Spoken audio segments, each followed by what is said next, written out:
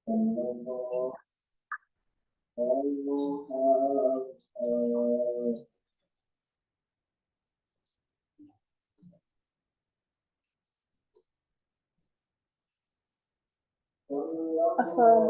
warahmatullahi wabarakatuh.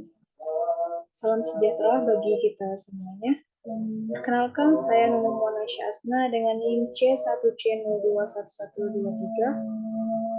Yang terhormat, Bapak Dr. Wirmi Eka Putra, SE, MSI, selaku dosen pengampu mata kuliah akuntansi syariah, dan teman-teman yang berbahagia.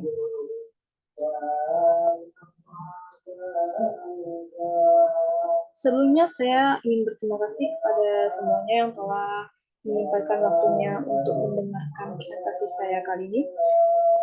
Pada pertemuan kali ini saya ingin membahas mengenai sumber hukum Islam dalam akuntansi syariah. Yang pertama itu, apa sih sumber hukum Islam? Lalu yang kedua, apa yang menjadi dasar sumber hukum Islam?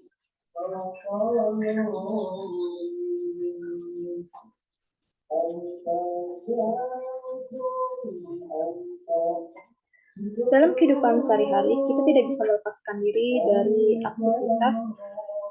aktivitas yang bernuansa hukum.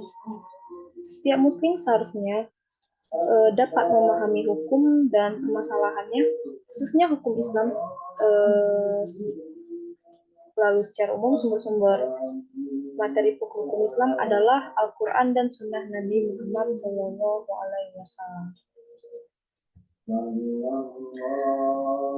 Sumber hukum Islam. Secara umum, sumber materi pokok hukum Islam adalah Al-Quran dan Sunnah Nabi Muhammad SAW. Otoritas keduanya tidak berubah dalam setiap waktu dan keadaan.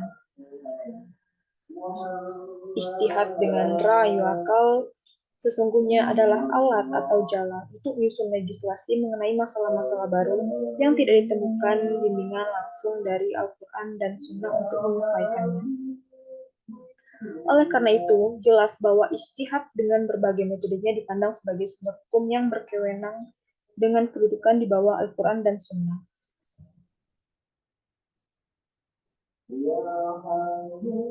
Sumber hukum Islam merupakan dasar atau referensi untuk menilai apakah perbuatan manusia sesuai dengan syariah atau ketentuan-ketentuan yang telah digariskan oleh Allah Subhanahu wa taala atau tidak.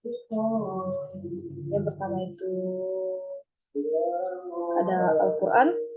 Secara harfiah, Al-Quran berasal dari bahasa Arab yang berarti pembacaan atau bacaan. Sedang menurut istilah adalah kalam Allah yang diturunkan kepada Nabi Muhammad SAW. Lalu yang kedua itu ada as-sunnah.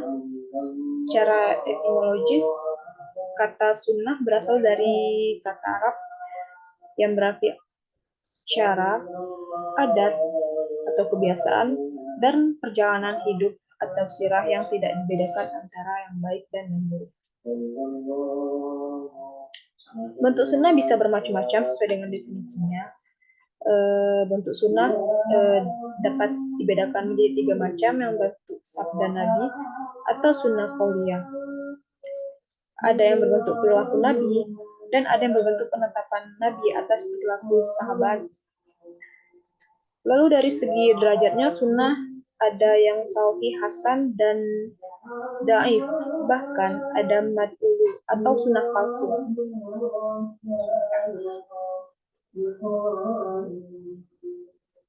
Sebagai sumber hukum Islam setelah Al-Quran, fungsi sunnah sebagai bayan atau penjelas dalam Al-Quran. Lalu terdapat 3 fungsi, yaitu yang pertama itu menetapkan dan menegaskan hukum-hukum yang ada dalam Al-Quran seperti sabda Nabi tentang rukun Islam yang 5 merupakan ketegasan dari firman Allah Subhanahu wa taala yang memerintahkan sholat, zakat, puasa, dan haji. Dan yang kedua, memberikan penjelasan yang masih sama dalam Al-Quran atau merinci apa-apa yang menjadi atau yang disebutkan dalam Al-Quran secara garis besar. Dan yang ketiga itu menetapkan suatu hukum yang belum ditetapkan oleh Al-Quran. Yang ketiga itu ada ijtihad. Secara etimologis, kata ijtihad berasal dari kata al-ijtihad yang berarti penumpahan segala upaya dan kemampuan atau berusaha dengan sungguh-sungguh. Pada prinsipnya, ijtihad bisa digunakan dalam dua hal. Yang pertama dalam hal tidak ada nasnya sama sekali.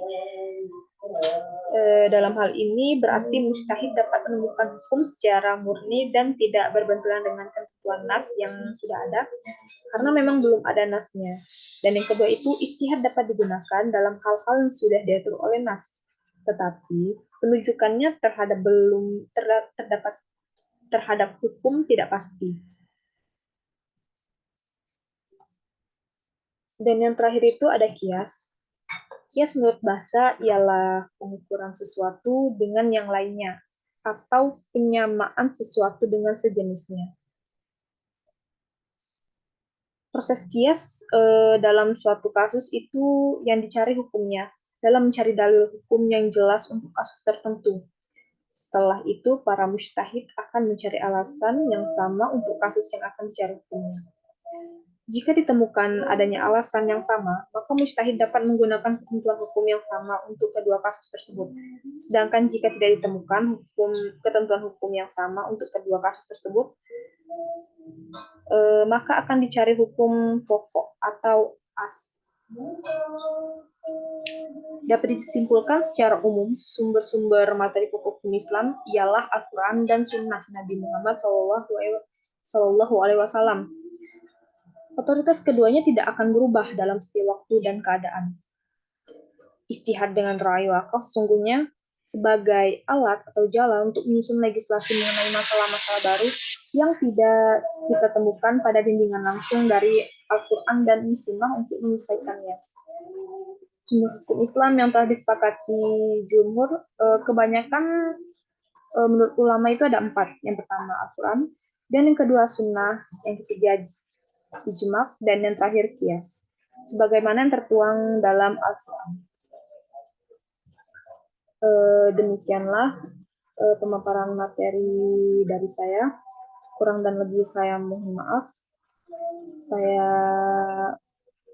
tutup dengan wassalamualaikum warahmatullahi wabarakatuh.